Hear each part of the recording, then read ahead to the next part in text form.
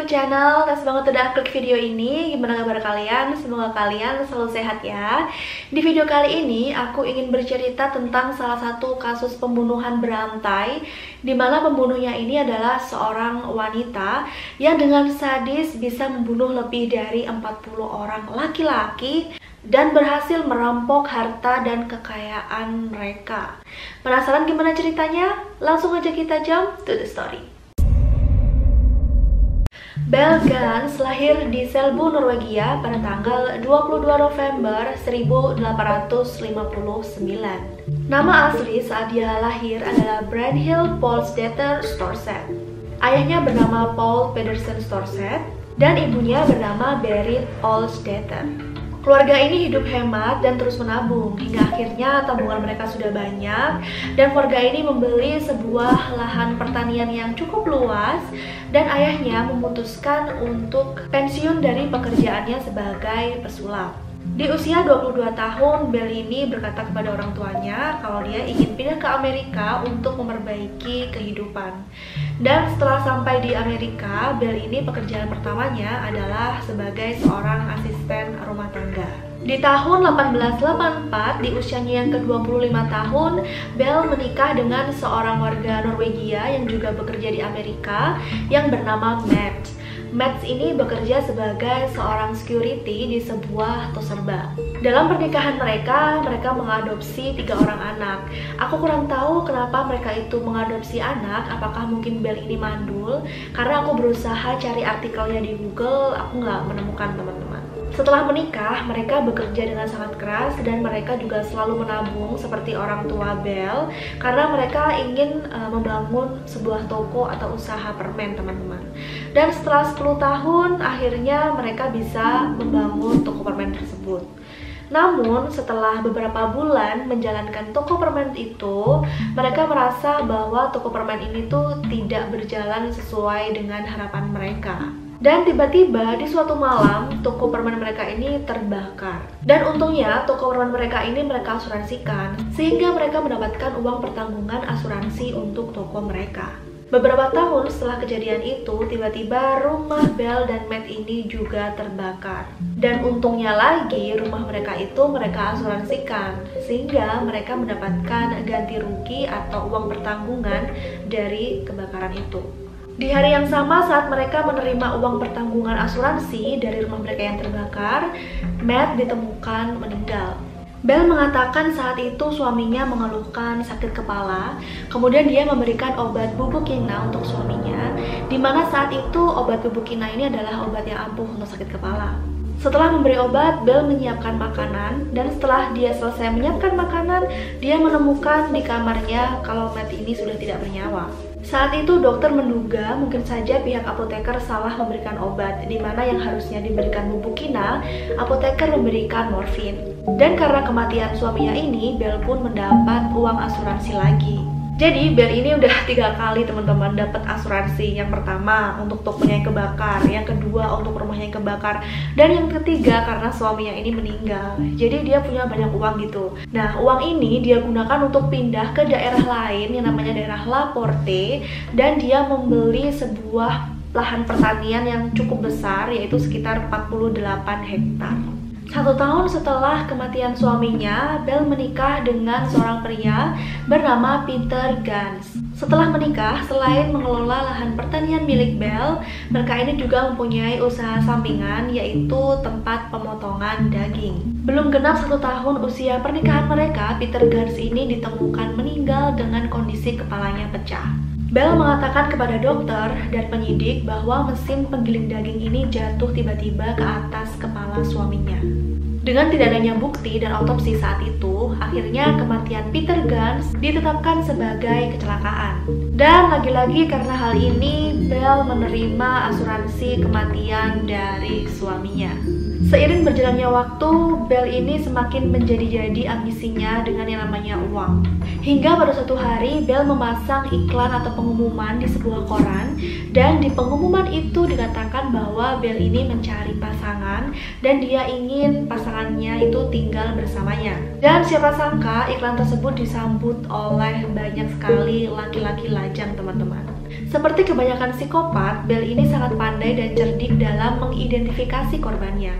Jadi dari semua laki-laki itu yang ngirim proposal ke dia memilih laki-laki yang mempunyai uang, tapi laki-laki itu harus laki-laki kesepian yang ditinggal oleh keluarganya, ditinggal oleh pasangannya. Jadi dia memilih laki-laki yang hopeless gitu. Kemudian Bell ini menipu mereka, menceritakan bahwa dia ini adalah istri yang baik, dia pintar memasak, dia pintar melukis, dia juga punya pertanian yang cukup besar, dan dia juga mengiming-imingi mereka untuk hidup bahagia dengan dia. Dan biasanya saat korban-korbannya ini tuh mulai jatuh cinta sama dia tuh memberikan syarat bahwa mereka itu harus pindah ke pertanian Bell dan mereka harus membawa semua harta dan kekayaan mereka.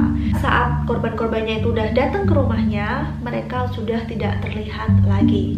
Di tahun 1906, saat Bell ini berusia 46 tahun, dia kembali membuat iklan di sebuah surat kabar.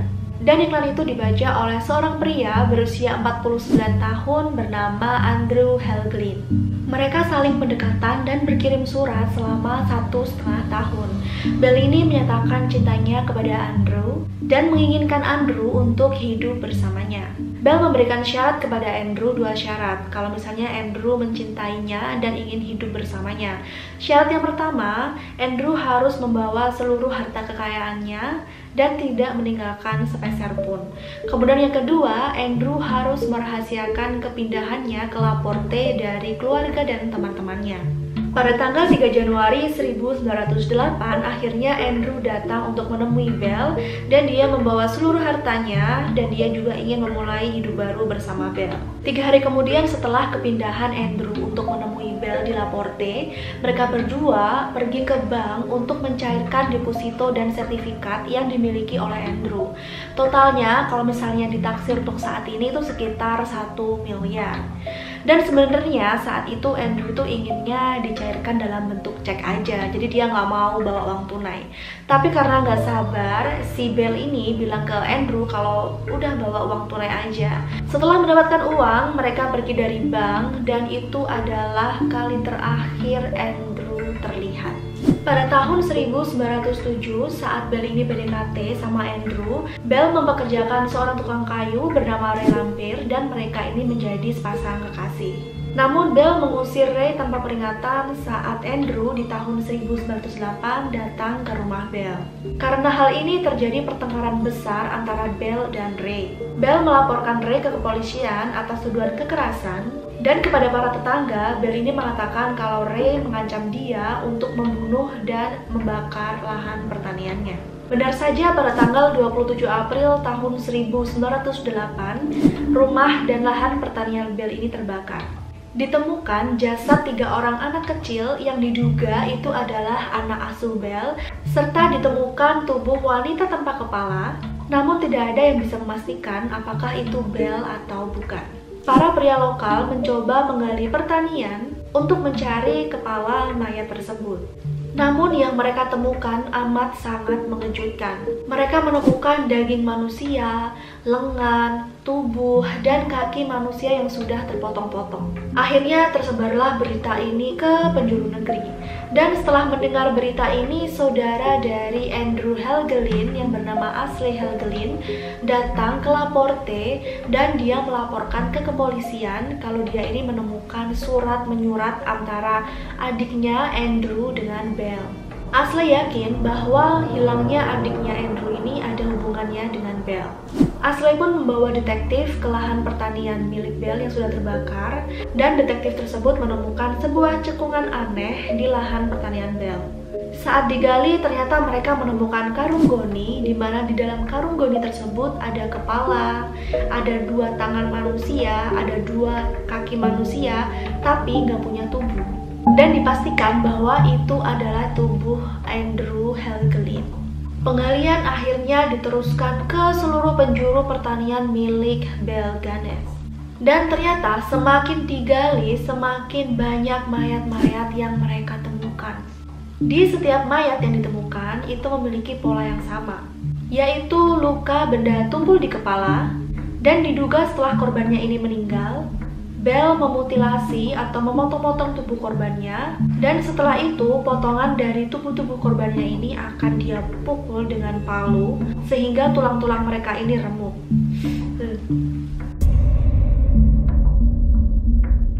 Ray Lambert ditangkap oleh kepolisian sehubungan dengan kebakaran rumah dan lahan pertanian milik Belle. Kepada pihak kepolisian, Ray ini mengatakan bahwa memang benar kalau Belle ini memasang iklan di surat kabar dengan tujuan untuk merampok harta kekayaan laki-laki yang mencintainya dan mengunjunginya di pertanian. Ray juga mengatakan bahwa Belle ini menyuruh dia untuk membakar rumah beserta lahan pertaniannya bersama dengan 3 orang anak asuhnya. Dan tubuh wanita tanpa kepala yang ditemukan itu sebenarnya bukan Belle, melainkan itu adalah orang lain yang dijadikan tumbal atau korban untuk mengecoh penyidik atau kepolisian. Hal ini dilakukan oleh Belle karena ada kakak dari salah satu korban yang akan pergi ke pertanian Belle untuk menyelidiki hilangnya saudaranya. Belle takut dan berusaha untuk melarikan diri dengan cara memalsukan kematiannya dan membakar rumahnya untuk menghilangkan barang bukti. Tapi setelah diselidiki lebih lanjut, penyidik rahasia menemukan informasi bahwa setelah kejadian kebakaran, Ray menemui seorang pendeta yang bernama Edwin untuk pengakuan dosa.